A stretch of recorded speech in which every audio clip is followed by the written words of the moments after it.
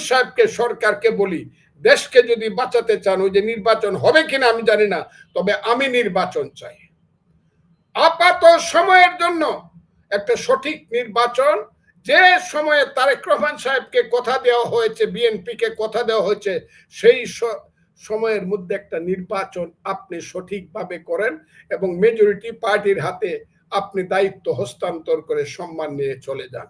তা না হলে কিন্তু আমি একটা কথা বলতে পারি, ওই যে আমি সব সময় বলি, এই বাংলায় শুধু বেলি চামেলি আর জুই ফুল ফুটে না, এদেশে রক্ত গোলাপ, রক্ত জবাও ফুটে।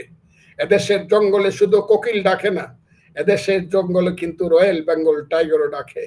যদি কথা রক্ষা করতে না পারে ইউনূস সাহেব, শুধু কোকিলের ডাক শুনবেন না, রয়্যাল বেঙ্গল কিন্তু গর্জন করবে।